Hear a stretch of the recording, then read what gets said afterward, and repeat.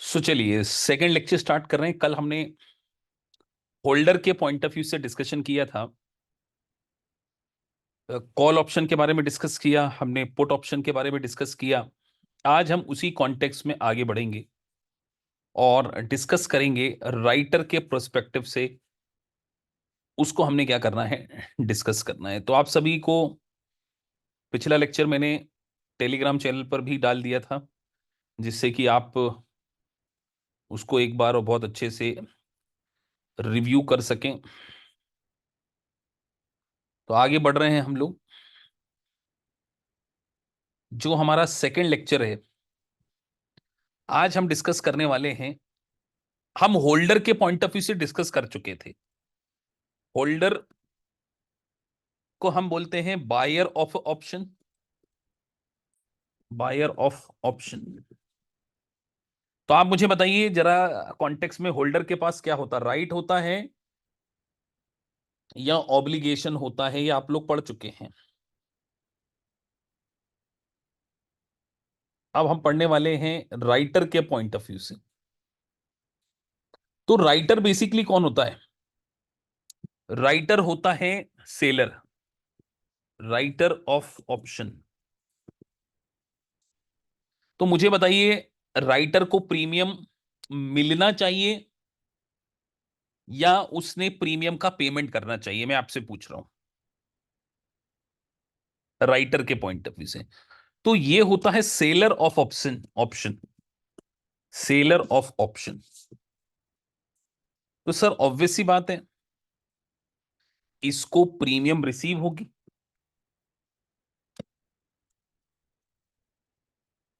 इसको क्या होने वाली है? प्रीमियम रिसीव होने वाली। ये बात आप समझ गए? तो अब क्वेश्चन ये आता है कि सर, क्या दोनों के ऊपर, दोनों के पास ही राइट हो सकता है? नहीं। अगर होल्डर के पास राइट है तो इसके ऊपर क्या होगा? Obligation to perform. यही होगा ना सर? अगर हम एक पर्सन के ऊपर राइट बात कर रहे हैं तो दूसरे के ऊपर क्या होगा? ऑब्लिगेशन। तब उस ऑब्लिगेशन को ही हमने समझना है। तो आप दो चीजें कर सकते हैं। Writer of call, writer of call, या आप राइटर ऑफ पुट बन सकते हैं। दो ही सिचुएशन हो सकती हैं सर। तो मैं अब आपसे पूछता हूं कि राइटर ऑफ कॉल अगर आप बन गए तो आप खरीदने का कॉन्ट्रैक्ट कर रहे हैं या बेचने का कॉन्ट्रैक्ट कर रहे हैं? मेरा आपसे एक ही क्वेश्चन, और मुझे आप लोगों से आंसर चाहिए। तो सर ऑब्वियस सी बात है, जब हमने ये बोला कि आप होल्डर ऑफ कॉल हो, इसके लिए आपको पहला लेक्चर देखना पड़ेगा। तो होल्डर क्या करता है? Right to buy, right to buy. तो अगर इसके पास राइट टू बाय है तो ये इसके ऊपर क्या होगा? एक के पास राइट है तो दूसरे के ऊपर क्या होगा? Obligation to sell.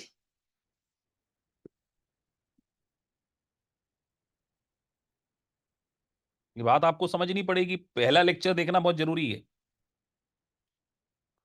तो कॉल का मतलब सेल अकेले नहीं होता। होल्डर के लिए राइट टू बाय है तो इसके पास क्या होगा? Obligation to sell. इसी तरीके से अगर होल्डर ऑफ पुट हैं तो आपके पास क्या है? Right to sell. तो इसके पास क्या होगा? राइटर ऑफ पुट के पास ऑब्लिगेशन टू।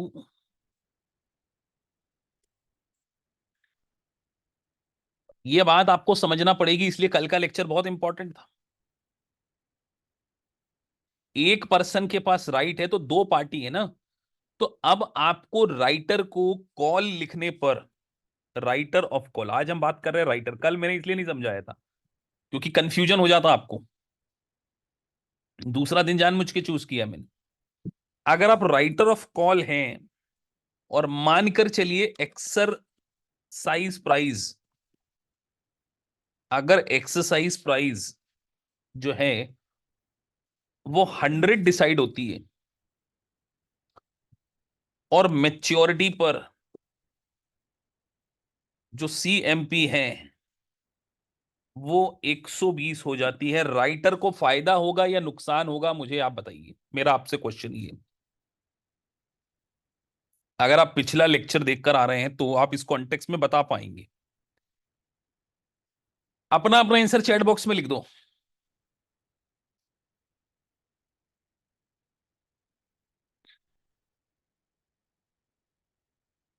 लिखते चलिए, मैं देख रहा हूं चैट बॉक्स में कौन क्या लिख रहा है।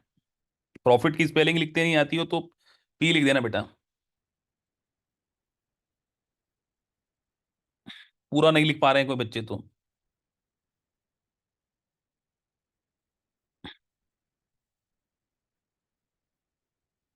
सर यहां पर राइटर को होगा लॉस। क्यों?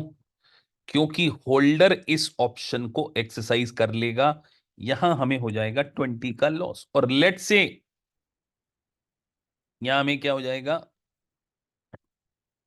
20 का लॉस।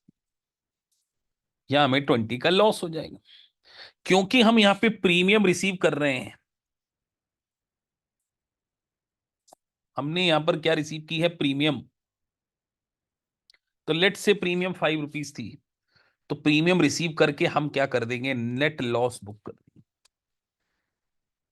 नेट लॉस बुक कर, तो वो नेट लॉस हो जाएगा आपका 15 का। बात समझ में आ गई? कितनों को ये बात पूरी तरीके से समझ में आ गई? तो इसका ये मतलब हुआ कि सर हमें दोनों चीजों के प्रोस्पेक्टिव से चीजों को अंडरस्टैंड करना पड़ेगा। एक प्रोस्पेक्टिव से अंडरस्टैंड नहीं कर सकते हम। बात समझ में आई है? तो हम ये कह सकते हैं कि राइटर का मैक्सिमम प्रॉफिट कितना हो सकता है। मैक्सिमम प्रॉफिट, एक क्वेश्चन मैंने आपको दिया है, राइटर का मैक्सिमम प्रॉफिट कितना हो सकता है। सो राइटर का maximum profit restricted to premium only. Profit is limited to premium only. बात समझ में आ गई? मतलब जो होल्डर का लॉस होगा वो राइटर का प्रॉफिट होगा। राइटर केवल और केवल क्या कर सकता है, प्रीमियम से ज्यादा नहीं कमा सकता। Writer profit is only and only premium. Writer को कभी भी प्रीमियम से ज्यादा प्रॉफिट नहीं हो सकता, लेकिन राइटर का लॉस कॉल ऑप्शन में अनलिमिटेड हो सकता है।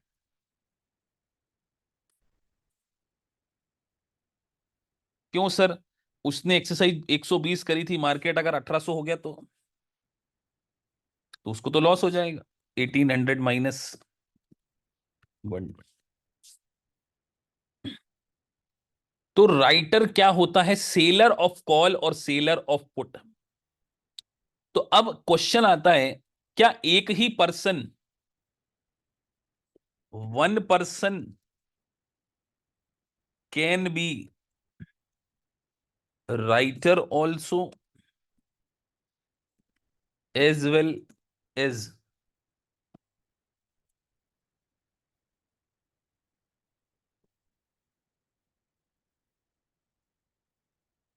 ये बात सबसे इंपॉर्टेंट है समझने के लिए।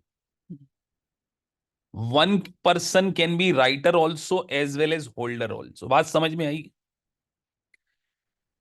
अब मैं आपको एक एग्जांपल देता हूं।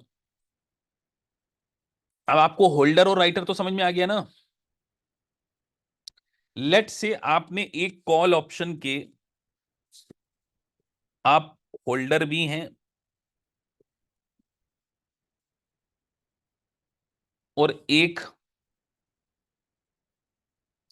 कॉल ऑप्शन के आप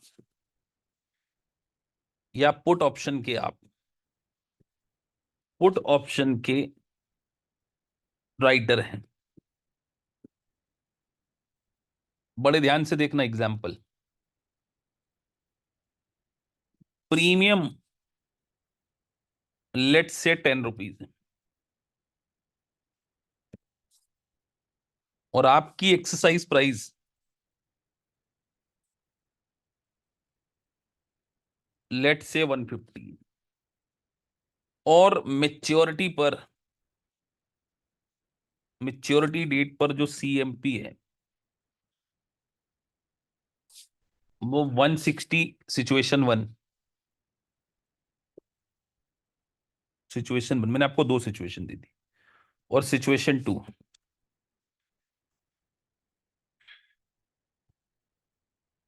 अगर 135 होती। दो सिचुएशन, ये दो अलग अलग इंडिपेंडेंट सिचुएशन। आपको दोनों सिचुएशन में ओवरऑल प्रॉफिट और लॉस बताना है। आपको मौका दिया है मैंने सोचने का। 5 मिनट बाद मैं इसका आंसर दूंगा, आफ्टर 5 मिनट बाद, पहले नहीं दूंगा मैं। 8:12 हो रहे हैं, 8:17 पे मैं बोलूंगा।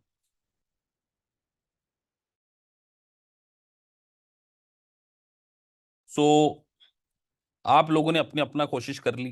पूरा 5 मिनट का मैंने आपको दिया था। मैंने आपसे ओवरऑल प्रॉफिट पूछा था सिचुएशन वन और सिचुएशन टू। चलिए शुरू करते हैं सिचुएशन वन। कुछ बच्चे पेन इस पे चला रहे हैं, ना चलाइए, पेन डिस्टरबेंस होता है।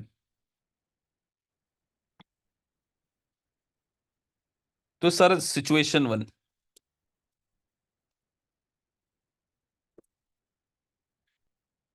अब सिचुएशन वन में हमारी प्राइस है 160। ये क्या है? ये जो सिचुएशन है 160 मेच्योरिटी डेट की प्राइस, ये भी समझ लेना।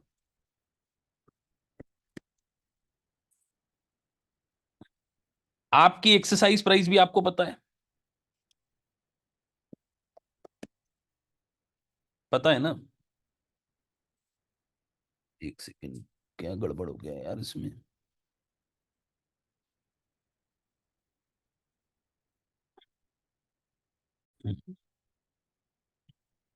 तो सर एक्सरसाइज प्राइस थी हमारी 150। तो पहले हम जरा होल्डर के पॉइंट ऑफ व्यू से सोच लें। होल्डर और ये राइटर एक ही पर्सन है। तो सबसे पहले एक बार तो अपने को प्रीमियम रिसीव हुई होगी 10 रुपए।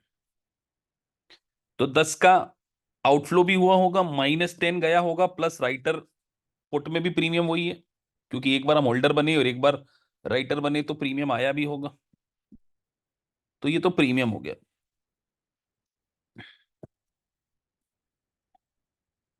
अब 160 में बात करें तो, क्योंकि कॉल ऑप्शन हमने किया था, कॉल ऑप्शन के हम होल्डर थे और प्राइस थी 150 से 160 हो गई, तो होल्डर को तो 10 का बेनिफिट हो गया, मतलब कॉल ऑप्शन में। तो सर 10 का बेनिफिट हो गया देखा जाए तो। पुट में देखा जाए तो पुट में बेनिफिट कब होता है?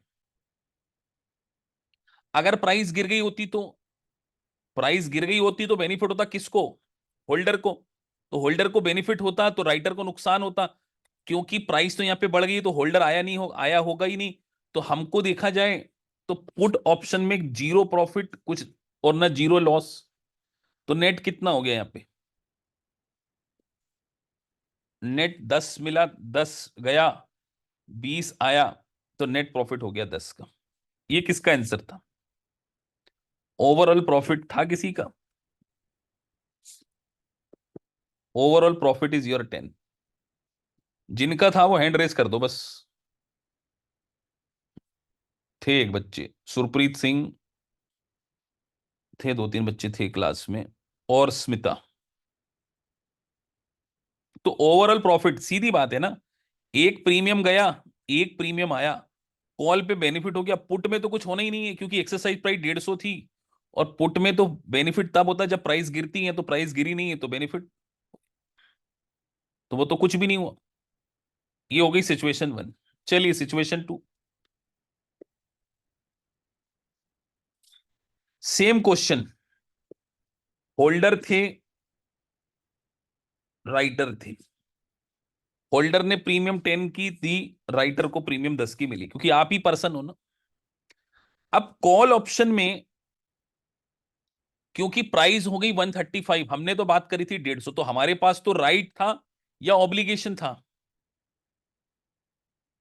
सिंपल सा देखा जाए तो होल्डर के पास तो राइट होता है, तो प्राइस 135 भी होगी तो होल्डर को कुछ नहीं होगा, तो यहां तो जीरो। राइटर को क्या हुआ, बस ये बात इंपॉर्टेंट है। राइटर को यहां पे फायदा हुआ या नुकसान हुआ, ये बात का आंसर आपको देना है। राइटर को फायदा हुआ है या नुकसान हुआ है, मैं ये आपसे पूछ रहा हूं। सर राइटर को यहां पे लॉस हुआ है। क्यों लॉस हुआ है? क्योंकि उसने क्या बोला था, वो राइटर है, तो होल्डर को बेनिफिट हुआ होगा, क्योंकि होल्डर ने बोला था कि मैं तो 150 पे बेचूंगा, प्राइस 135 होगी, तो राइटर को यहां पे लॉस हुआ, तो राइटर का लॉस हो गया। तो बस 10 और 15, 25 का अगर लॉस है और 10 का प्रॉफिट है, तो नेट कितना हो गया? घर पे जाके सोचना इस बात को कि 15 का लॉस। यहाँ पे 15 का क्या हुआ है, 15 का लॉस, पूरा लॉस है। 25 - 10 किया। एक बार फिर से समझा देता हूं सिचुएशन टू। आप होल्डर हैं, 10 रुपए देकर आए, और आप ही राइटर हैं। किसके राइटर हैं सर आप? क्वेश्चन ध्यान से देखिए। आप पुट ऑप्शन के राइटर, तो पुट के कारण आपको प्रीमियम मिल रही है, कॉल के कारण आपके जेब से प्रीमियम जा रही है। तो सर एक बार चले गई, एक बार मिल गई। अब कॉल ऑप्शन में आपको कुछ बेनिफिट नहीं होने वाला, क्योंकि आपने बोला था कॉल ऑप्शन 150 और प्राइस हो गई सिचुएशन में 135, तो आप कुछ भी नहीं करोगे। आप तो बोल रहे थे हम 150 में खरीदेंगे, लेकिन प्राइस तो 135 हो गई, तो आपने लैप्स कर दिया। लैप्स क्यों कर दिया सर? अरे हम तो एक्सरसाइज तब करते ना जब 150 से ऊपर जाती, तो यहां पे लेस कर दिया, तो हमें यहां पर कोई भी प्रॉफिट या लॉस नहीं हुआ, तो जीरो लिख दिया हमने। लेकिन हम एक पुट के राइटर थे, हम पुट के राइटर थे, मतलब कोई और पुट का होल्डर था, उसने दांव लगा रखा था, उसने अपनी बेटिंग कर रखी थी कि मैं 150 पे सेल करूंगा, क्योंकि आप पुट के राइटर ने, तो आपको 150 पे खरीदना पड़ेगा। जो चीज 135 की मिल रही थी वो आप 150 पे खरीद रहे हो, तो आपको लॉस हो रहा है। आप क्योंकि राइटर हो, राइटर को लॉस हो रहा है, तो राइटर को लॉस कितना हो गया, 15 का। तो 10 और 15, 10 और 15, 25 का लॉस हो गया, 10 का बेनिफिट हो गया, नेट 15। ये बहुत अच्छा क्वेश्चन था। अब कोई बच्चे पूछ रहे sir different of call option और पुट ऑप्शन, तो उसके लिए बेटा पहला लेक्चर देख के आइए। कॉल ऑप्शन मतलब खरीदना, पुट मतलब सेल करना, इसमें भी दो कॉन्टेक्स्ट थे। तो यहां पर ये ऑप्शन का जो बेसिक लेक्चर है, ऑलमोस्ट 1.5 आवर में मैंने आपको समझाने की कोशिश की है। जितनी बार इसको देखो, 2-3 बार देख लेना, और क्वेश्चंस को बहुत माइन्यूटली, मेरी हर लाइन को ध्यान से सुनना, बहुत इंपॉर्टेंट टर्मिनोलॉजी मैंने आपको कॉल ऑप्शन और पुट ऑप्शन के लिए क्या है यहां पर समझा दी। अब हम अगले डेरिवेटिव्स के बारे में बात करते हैं, फॉरवर्ड कॉन्ट्रैक्ट। तो सर फॉरवर्ड कॉन्ट्रैक्ट क्या है? फॉरवर्ड कॉन्ट्रैक्ट होता है दो प्राइवेट पार्टीज के बीच में किया गया एक कॉन्ट्रैक्ट। जैसे कि एक सिंपल सा एग्जांपल मैं बहुत बार दे चुका हूं, लेट से आपकी एक बिस्कुट बनाने की, बिस्कुट आप बनाते हैं, बेकरी है, और जो बिस्किट आप बनाते हैं वो बनाते हैं आप व्हीट से, गेहूं से बनाते हैं, सिंपल सी भाषा में समझो। आपका मेन रॉ मटेरियल है ये।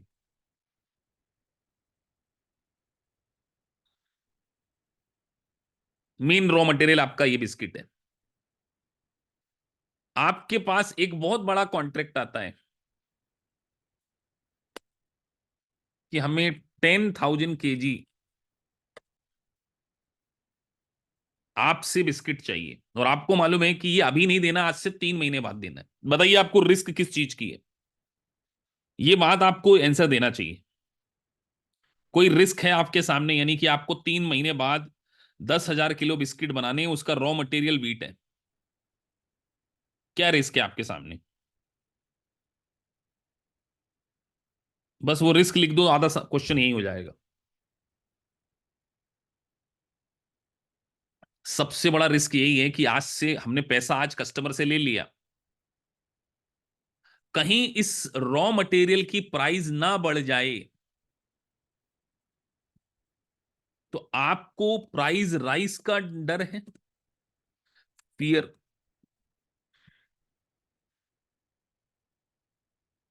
एक किसान है, वो अपनी फसल को जब बोता है, उसको मालूम है कि आज मैं अभी बो रहा हूं फसल, आज से 3 महीने बाद निकल कर आएगी,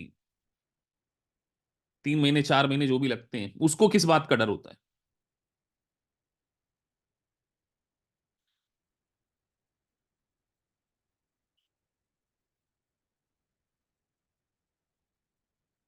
उसको किस बात का डर होता होगा कि सर कहीं प्राइस कम ना हो जाए। अरे, अभी हम अदर फैक्टर को कंसीडर नहीं कर रहे कि पानी ना गिर जाए। एक डर होता है कि नहीं होता है कि जो मार्केट में जो हम हमारी फसल को बेचने जाएंगे, उसकी प्राइस कहीं कम ना हो जाए, क्योंकि वो उसने तो आज बीज डाल दिए आने वाले 3 महीने बाद। तो एक उसको डर दोनों प्रकार के होते हैं, एक प्राइस फॉल का भी डर होता है।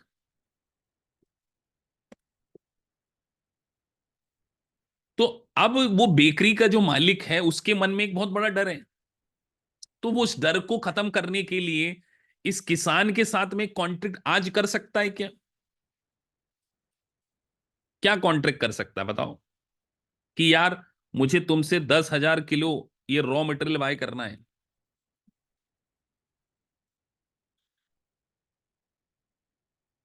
और मैं आपको आज ही प्राइस फिक्स करने को रेडी हूं कि आज से 3 महीने बाद मुझे 100 रुपीज पर केजी के हिसाब से दे देना।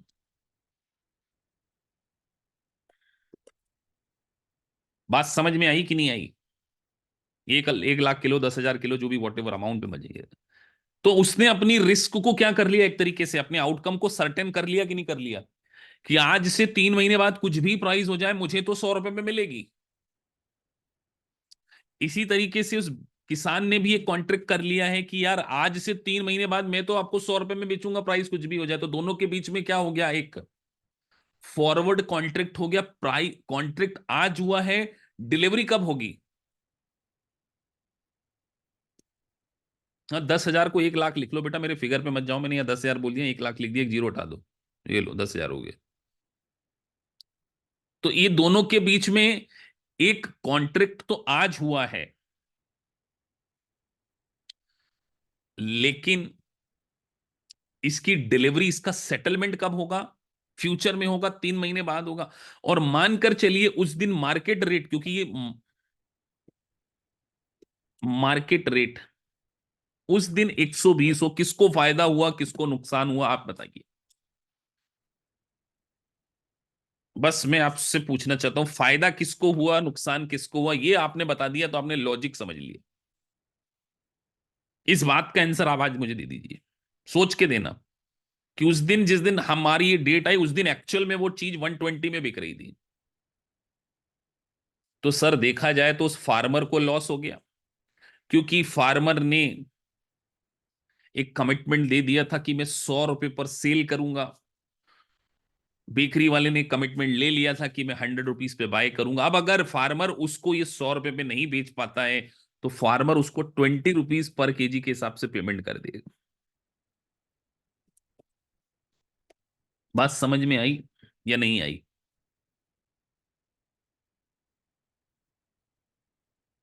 20 रुपीज पर केजी पे मल्टीप्लाई 20 कर देना। तो ये जो दोनों ने कॉन्ट्रैक्ट किए थे, इन दोनों कॉन्ट्रैक्ट का नाम होगा लॉन्ग वर्सेस शॉर्ट। लॉन्ग मतलब जिसको फियर बढ़ने का था वो लॉन्ग करता है, और जिसको फियर गिरने का था वो क्या करता है, शॉर्ट कॉन्ट्रैक्ट करता है। तो अब आपको आंसर मिल गए होंगे आपके, लॉन्ग फॉरवर्ड या लॉन्ग फ्यूचर या शॉर्ट फ्यूचर। बात समझ में आ गई या नहीं आ गई? अब अगला क्वेश्चन आपसे ये है कि यहां पर दोनों का पर्पस क्या सट्टेबाजी खेलना था या अपनी आपको रिस्क से बचाना था?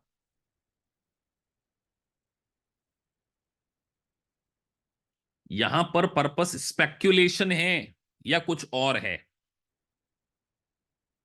तो सर जहां पर स्पेक्यूलेशन नहीं होता, जहां पर रिस्क को एलिमिनेट करना होता है, रिस्क अवॉइडेंस होता है, उसी को बोलते हैं हेज।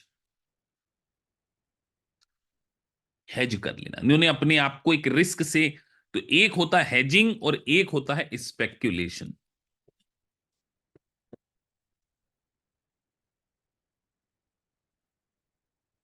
तो हेजिंग वर्सेस स्पेक्यूलेशन समझ में आ गए। अगर आप ना किसान हो और ना बेकरी वाले हो, लेकिन आपने देखा कि आज वीट की प्राइस ये है और आप फ्यूचर में चाहते हो कि यार मैं आज एक वीट को सेल करने का कॉन्ट्रैक्ट 120 रुपीज पे करता हूं, तो आप हेजर हो या स्पेक्यूलेटर हो? बस इस बात का आंसर दे दो। तो सर हम स्पेक्यूलेटर हैं, ना हम बेकरी वाले हैं ना किसान हैं। हम तो दोनों बस उस वीट की प्राइस के मूवमेंट के बेनिफिट को अर्न करना चाहते हैं। तो आपका पर्सपेक्टिव यहां पर क्या है, स्पेक्यूलेशन करना है। बात समझ में आई या नहीं? ये शेयर मार्केट का बेसिक है जो आपको मैं यहाँ पे समझा रहा हूँ स्टॉक। क्योंकि जब आप हेजिंग पढ़ोगे तो आपके दिमाग में स्पेक्यूलेशन, हेजिंग, लॉन्ग, शॉर्ट आपको समझ में आना चाहिए। और 99% बच्चों को समझ में आ जाएगा, 1% को समझ में नहीं आएगा। 1% तो दुनिया में सबसे अलग चलते हैं, तो उनका कुछ कर नहीं सकते। उनका यही है कि वो दोबारा दिमाग लगाएं। तो यहां पर हमने फॉरवर्ड कॉन्ट्रैक्ट को भी समझा। तो सर फॉरवर्ड और फ्यूचर में क्या डिफरेंस होता है? फॉरवर्ड कॉन्ट्रैक्ट आपस में दो प्राइवेट पार्टीज कर सकती हैं। प्राइवेट पार्टीज जैसे आप और मैं, जैसे किसान और बेकरी वाला, फार्मर और जो बेकरी का ऑनर था, उन्होंने जो कॉन्ट्रैक्ट किया है वो क्या है, वो फॉरवर्ड कॉन्ट्रैक्ट है। लेकिन अगर यही चीज आप स्टॉक एक्सचेंज में जाकर एक स्टैंडर्ड साइज में, स्टैंडर्ड लॉट में जाकर करते हैं, तो उसको फॉरवर्ड की जगह क्या बोला जाता है, फ्यूचर कॉन्ट्रैक्ट। इंटरव्यू में पूछ लिया जाएगा आपसे फ्यूचर कॉन्ट्रैक्ट। तो आज आपको फ्यूचर कॉन्ट्रैक्ट, फॉरवर्ड कॉन्ट्रैक्ट के बारे में पूरा अच्छे तरीके से मेरे हिसाब से समझ में आ जाना चाहिए कि किस तरीके से हम इनके बीच में क्या करते हैं, सेग्रीगेशन करते हैं। तो ये तो केवल बेसिक है। इसकी असली अकाउंटिंग जब आप पढ़ेंगे आईएफआरएस में, यूएस गैप में, तो आपको और भी डिटेल समझाया जाएगा। लेकिन यहां से मैं आपका बेस क्लियर कर रहा हूं। यहां से मेरा जो पर्पस है, आपको जब फाइनेंशियल इंस्ट्रूमेंट पढ़ाए जाएं तो आप hedging word, forward word, future word, derivatives word, call option, premium, उसके बाद हमने राइटर के पॉइंट ऑफ व्यू से कॉल, होल्डर के पॉइंट ऑफ व्यू से कॉल, पुट, ये सारी चीजों को क्या किया है, इस बेसिक लेक्चर में कवर किया है। तो ये बेसिक लेक्चर का जो मेन पर्पस था वो यही था कि आपके फंडामेंटल